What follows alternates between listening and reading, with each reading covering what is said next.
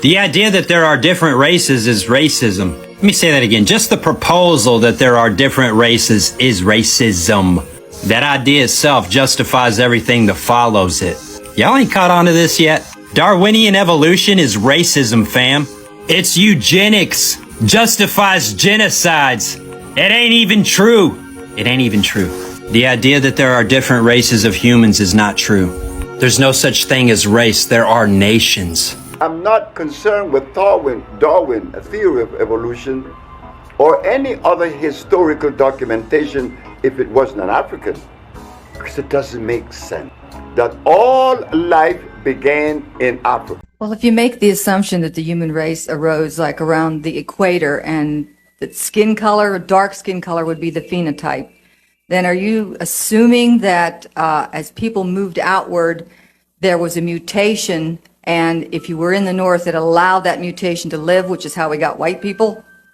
Yes. Would that follow? Yeah. If Nina Jablonski, who spoke at another one of your things, explained this, and she played a role in studying the reason for dark skin, which is if you have lots of intense sunlight, it destroys folic acid, and it turns out folic acid is really important for babies to develop properly, so it's not too good for a population for the babies to not develop properly. So that's why dark skin. Now, as you move north, there's another essential vitamin called vitamin D. There's an intermediate, biochemical intermediate, that needs to be then converted by the liver, but that intermediate's formed by UV light going through the skin. If you're near the equator and you have a dark skin, it still gets through enough to get your vitamin D. But now if you go north and it's cold and you wrap up and it's less sun because the sun's coming at an angle now, you will get rickets and have other problems supposedly. So that's thought to be the reason for selection for lighter skin. Here's this map of indigenous skin. So Opie makes a mistake that I've seen a lot of people make. These maps of global skin color distribution that a lot of us have seen around don't actually describe the distribution of skin pigmentation around the world. These maps show the expected skin color distribution around the world based on our most widely accepted hypothesis on the evolution of skin color. The actual distribution of skin pigmentation around the world does not fit that pattern exactly, and the original authors of the paper knew that. There are a few factors that explain why some populations diverge from the expected pattern. One of the factors that the authors themselves bring up is that not every population has lived in that geographic area for the same amount of time. Of course, let's not forget that there isn't just selection to make skin lighter to maximize vitamin D, there's also selection to make skin darker in order to protect the folate in your bloodstream.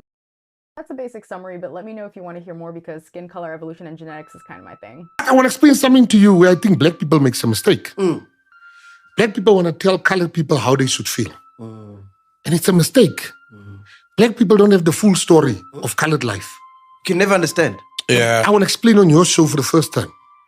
Do you know that in every colored police station, in a colored community, you will be hard-pressed to find a colored policeman.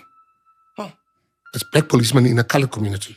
In the clinics, in every colored area in South Africa, your chillers can go and watch, look what I'm saying. It's black nurses in a colored community. Now, let me tell you what is the repercussions of that. When I come to open a case against my husband because he's beating me up, I meet a policeman that doesn't speak Afrikaans and I don't know English. He must write my statement in a broken language that none of us understand. Yeah.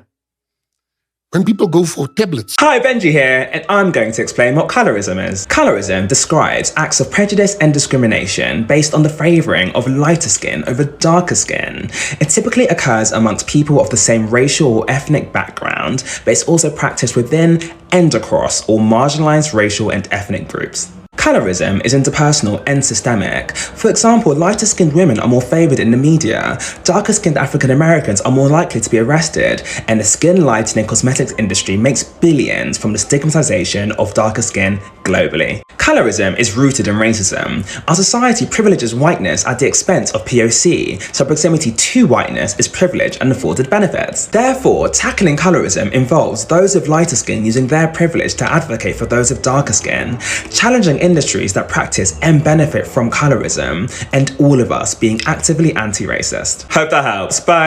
So there is this white man who came forward and said that we don't have such thing as a race. Yeah, we don't have race.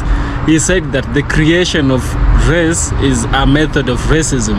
He even went ahead to say that the creation of Darwinian theory by Charles Darwin was a concept of eugenics, a concept that was there to ensure we have genocide because some people thought they were superior other than other people. Remember, Darwin, in his theory of evolution, there are three tenets. There is mutilation, there is adaptation, there is natural selection, and then we have isolation. Natural selection is where he says that organisms that were able to survive are those organisms that were strongest. So he puts it that if you're not strong, you don't need to survive. Adaptation is where he said that organisms that were able to adapt in a particular environment are those organisms that were able to survive. In isolation, he says that organisms that were able to isolate are those organisms that were able to evolve. There is a whole concept to the Darwinian theory that I would advise you also to go and read his book on the theory of evolution. Now this white man is saying evolution is a crap. He's saying evolution and the whole concept of racism is a lie. He's also going ahead to denounce. He's actually calling out those people who think because they are white or because they have a lighter complexion, they are better than those people who don't have a lighter complexion. And this problem actually has a name. It's called colorism. Colorism is just like a type of racism that is experienced with the people of the same nation. What this guy is saying, he's saying that we don't have racism, we don't have different, okay, he's just saying we don't have races, but we have nations. He's removing races, he's creating nations. And this particular white individual is also a Bible scholar. He's telling us that the races came out to be as a result of, he's including the theory of Noah and the ark. Now, without further ado, I want us to dive into this video, watch it, and then I shall give you my thoughts by the end of the video, where we shall also have a deep critical analysis. So without further ado, let's dive in. Let me tell you where skin color comes from, but first, the idea that there are different races is racism. Let me say that again. Just the proposal that there are different races is racism. That idea itself justifies everything that follows it. Y'all ain't caught on to this yet? Darwinian evolution is racism, fam. It's eugenics. Justifies genocides. It ain't even true. It ain't even true.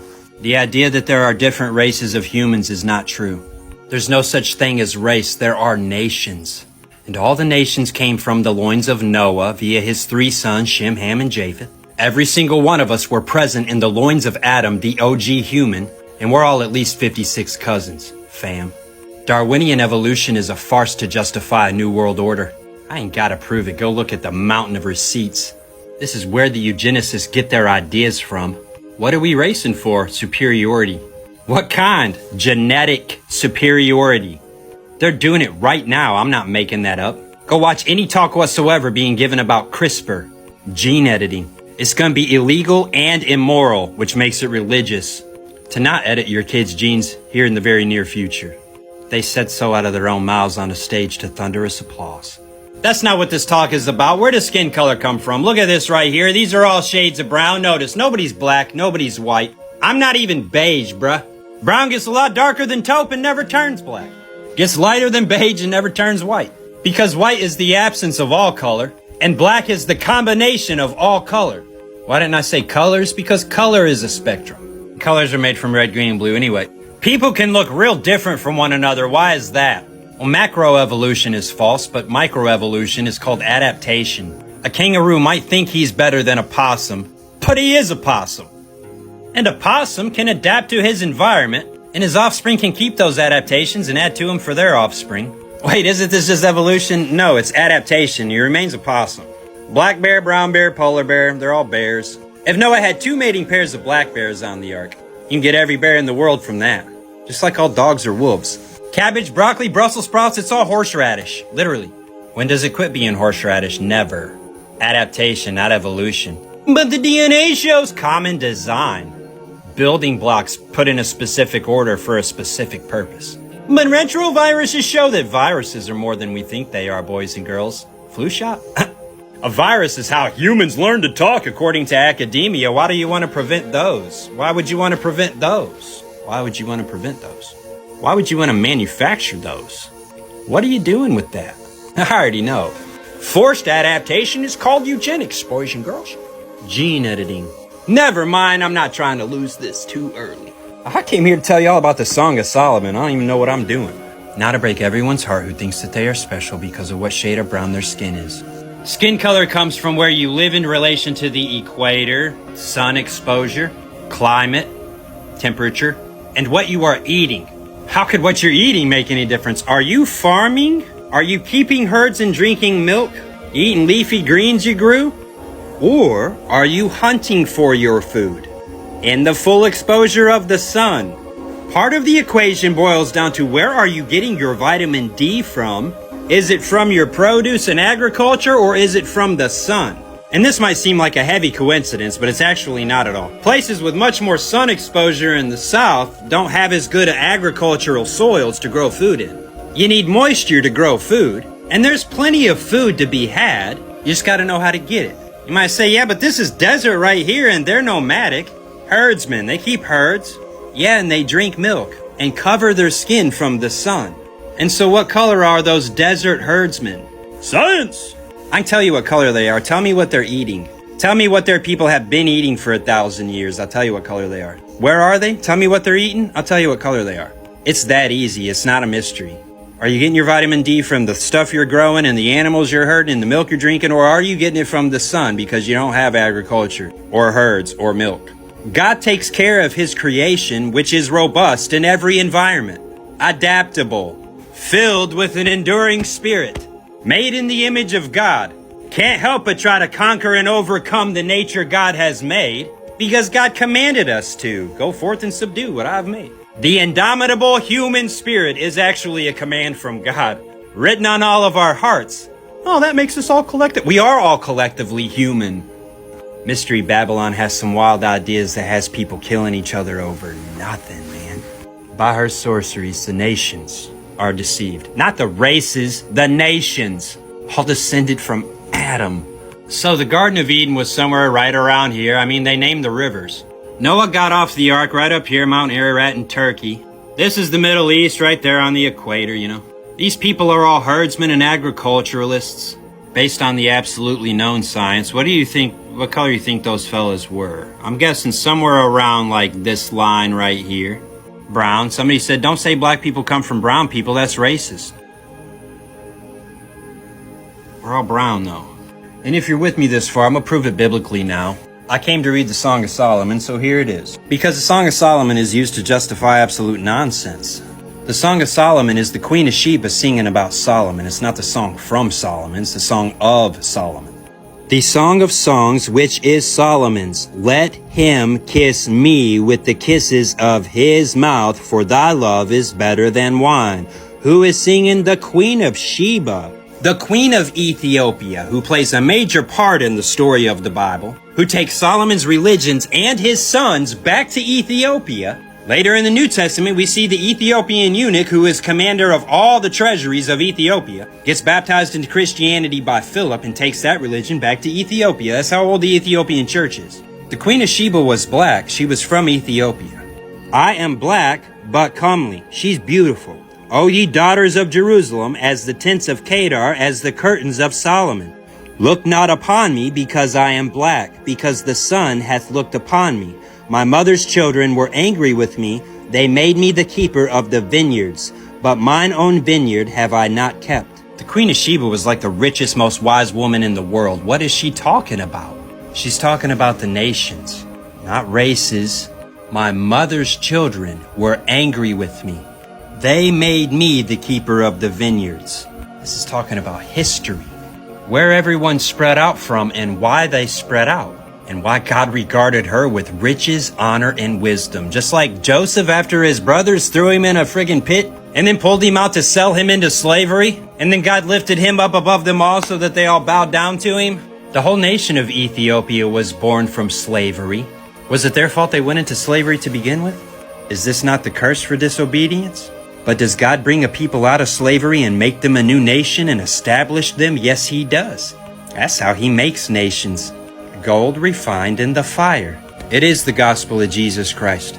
Oppressed like a diamond in a mine, and then freed to be glorified, the highest value, because of the pressure of the oppression of the ancestors, or the fire of that oppression. People hate me for what I'm saying right now, but I'll show it to you right here. This is Amos chapter 9. Yes, this book is in your Old Testament. God is talking to Israel, who became a nation when God brought them out of slavery from Egypt. Are ye not as the children of the Ethiopians unto me, O children of Israel? And he is saying to them here, I made the nation of Ethiopia just like I made the nation of Israel. Have I not brought up Israel out of the land of Egypt? And the Philistines from Caphtor, the Philistines were in bondage in Caphtor. And the Syrians became a nation by coming out of bondage from Kir. God lets a people go into bondage for their disobedience, a refining fire. Then they are born a new nation, and God snuffs the fire out. He only built the fire of Egypt up to such a great degree so that he could refine the Hebrew people, Jacob, into the nation of Israel. And then Egypt got thrown down. I am not justifying oppressors. I justify God, who doesn't need me to do that for him. Why does God let people go into slavery? He's got plans for them. It's a refining fire. He's going to make a powerful new nation out of them, and then deliver land into their hands and establish them. He's promised all of this. Everybody hates the fire, and rightly so. It is grievous. God commands us not to oppress people, but to free the oppressed. That's his whole spiel throughout the entire Bible. But nations volunteer to be oppressors, and he lets them because he's got gold to refine in that fire. And when he's done, he throws the oppressors down just like putting the fire out. That's all they were for to begin with. Had a sword to forge. It's not a justification of oppressors. They get thrown down and are found no more. But the people that they oppressed get to become a new nation, and whoever will keep the commands of God wins. And that is to love your neighbor as yourself. Jesus Christ cleansed all flesh on the cross, even the cats and dogs, the pigs and the goats, all of them waiting with us on the manifestation of God's promises of redemption. This is how I found out I was dark-skinned. So in Primo, I had this friend who was very light-skinned. We were best friends, by the way. And we would walk around together every time. And she'd receive a lot of attention from men. But mi sikuwa napata hata mtu mmoja wa kuniongelesha. Every time we'd be walking around and someone stops us. Nikisimama walikuwa wananiambia, hapana sio wewe. The other one. So I'd be like, kwani niko na shida gani? Me, I'm telling you guys, I never used to receive attention from boys. I never used to. If it was, ilikuwa mmoja ama wawili. And then siku moja tukaenda salon, and this salonist wakasema ati wewe umebarikiwa na nywele na yeye amebarikiwa na rangi mzuri. Ati Mungu alikunyima rangi. That's when I was like, wait, so we are different colors, yeah? And my color is not beautiful, but hers is. That's how it clicked me as a teenager, that I was not considered beautiful.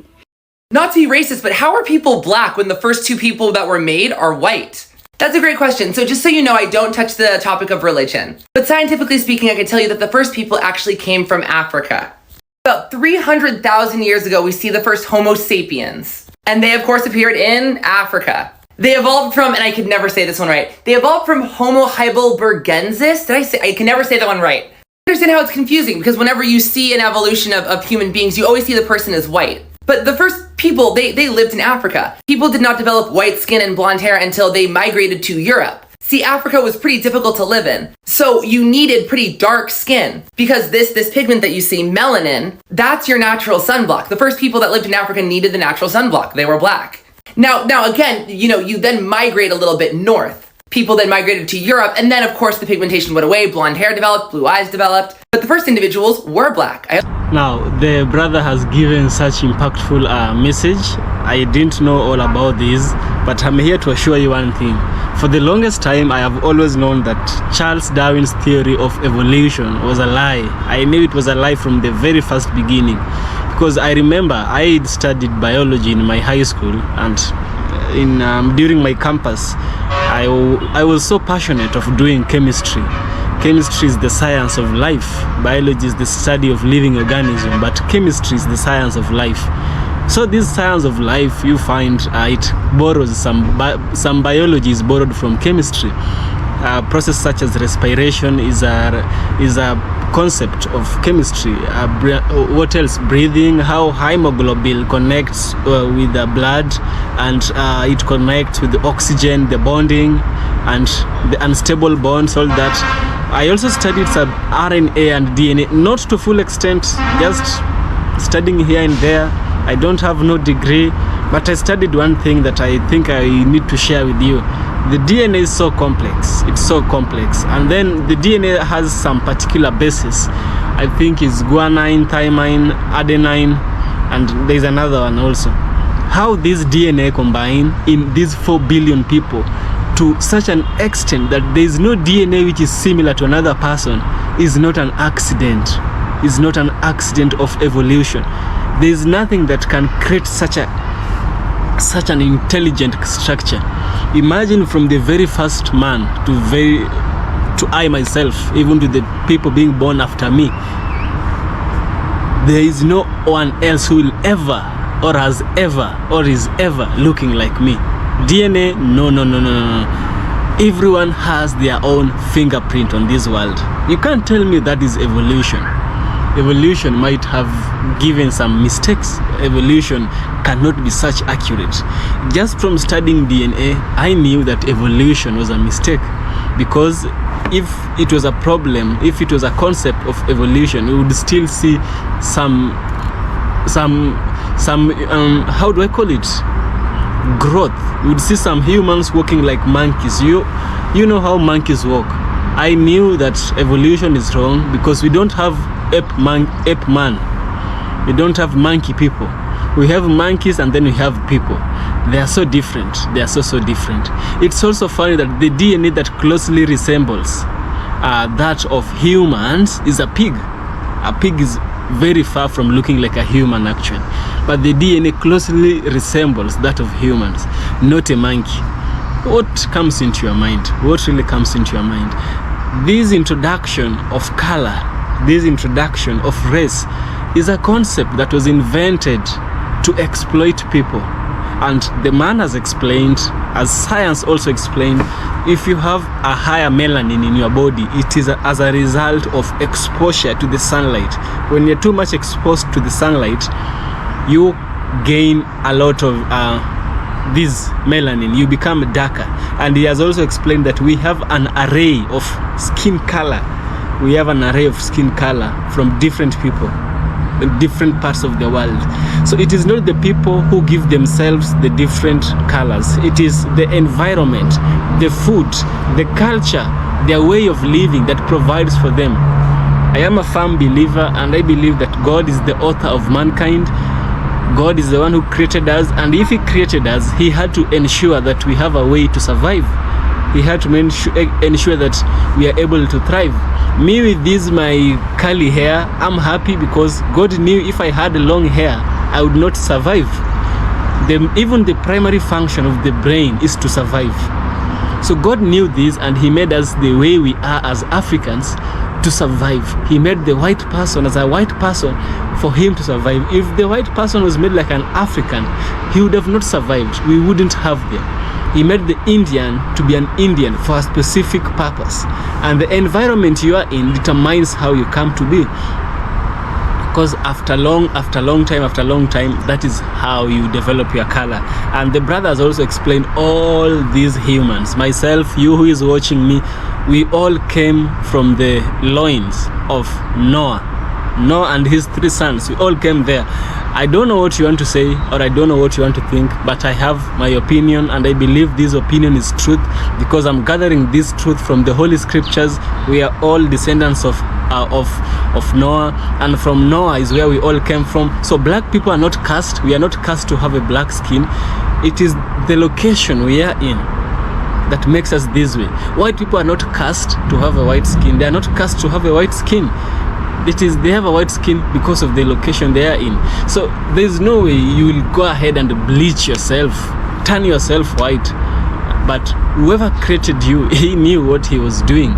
He knew, and he knew exactly what he was doing. So he made you the way you are because he wants the best for you and out of you.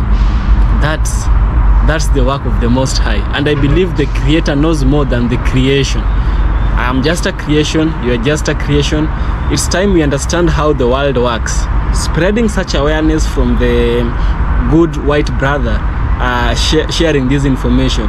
He has said that calling people with Caucasian, he has said calling people Mongoloid, calling people Negro, all these are racist chants. And these racist chants were infringed, were incorporated, not infringed. They were incorporated into the society so that somebody who thinks they're superior, somebody who had some